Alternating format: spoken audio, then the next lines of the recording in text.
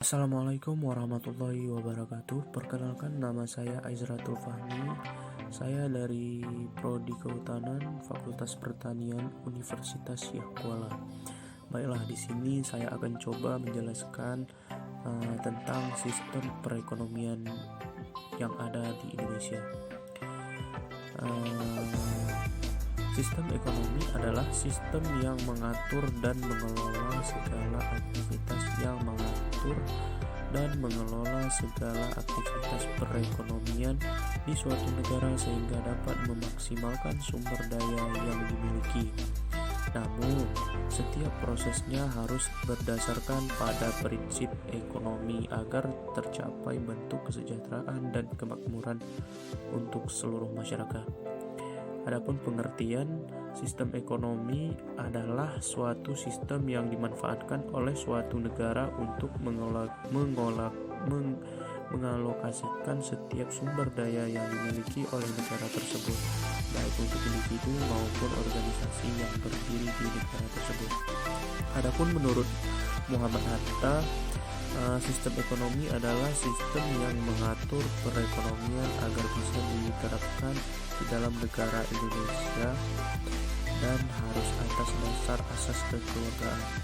Adapun menurut Gilarso tahun 1992, sistem ekonomi adalah cara yang tepat untuk mengkoordinasikan perilaku masyarakat secara keseluruhan dalam menjalankan setiap kegiatan ekonomi sehingga bisa dijadikan sebagai suatu kesatuan yang teratur dan dinamis agar setiap kekacauan bisa dihindari sedini mungkin.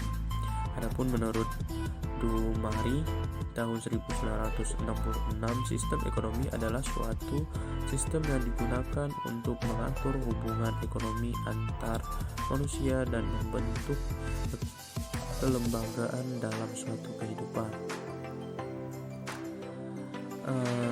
Adapun sejarah sistem ekonomi, yang pertama, masa demokrasi liberal tahun 1950 sampai 1957.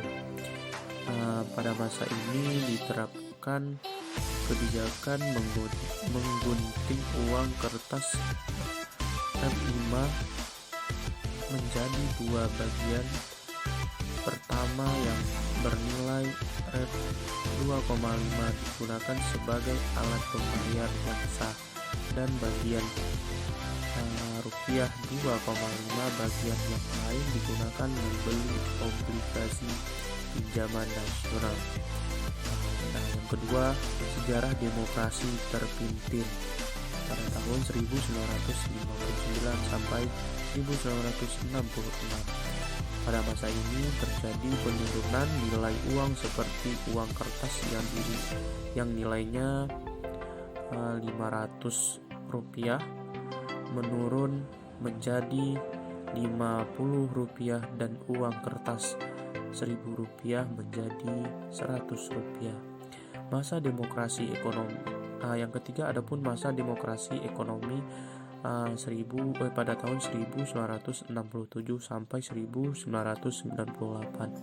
Pada masa ini, sistem ekonomi Indonesia menganut sistem ekonomi campuran, yang di dalamnya terdapat campur tangan pemerintah bersama masyarakat yang turut serta dalam meningkatkan kegiatan ekonomi. Yang keempat, masa demokrasi Pancasila pada tahun 1998 sampai sekarang. Koperasi salah satu wujud dan diterapkannya sistem ekonomi Pancasila yang berlandaskan pada pilar ekonomi yang kerakyatan yang berasaskan kekeluargaan. Kemudian ada yaitu karakteristik sistem ekonomi di Indonesia. Yang pertama, sistem kegiatan ekonomi yang dilakukan adalah kegiatan bersama atau gotong royong yang lebih fokus dalam mengedepankan ikatan kekeluargaan. Yang kedua, negara menguasai berbagai cabang produksi yang sifatnya strategis dan penting untuk banyak orang.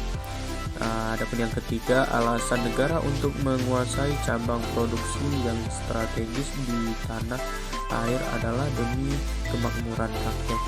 Yang keempat, terdapat beberapa komponen sistem ekonomi campuran yang diterapkan pada sistem ekonomi Pancasila. Yang kelima, kegiatan ekonomi yang dilakukan oleh negara dan masyarakat harus kontinu dan ramah lingkungan. Yang keenam, pemerintah Indonesia juga berhak mengawasi kegiatan yang dilakukan oleh pihak swasta secara umum agar terhindar dari praktik penipuan, monopoli, dan mafia perdagangan. Tujuannya tentu untuk menciptakan keadilan pada masyarakat. Nah, adapun kesimpulan yang dapat kita ambil adalah sistem ekonomi Pancasila adalah sistem ekonomi yang saat ini masih diterapkan dan digunakan di Indonesia karena sistem ekonomi Pancasila mampu membantu kesejahteraan rakyat, khususnya kesejahteraan para pelaku UKM yang menyerap sebagian besar tenaga manusia. Nah, mungkin hanya itu yang dapat saya sampaikan. Lebih dan kurang saya mohon maaf. Saya akhiri, wabillahi taufiq wal hidayah. Wassalamualaikum warahmatullahi wabarakatuh.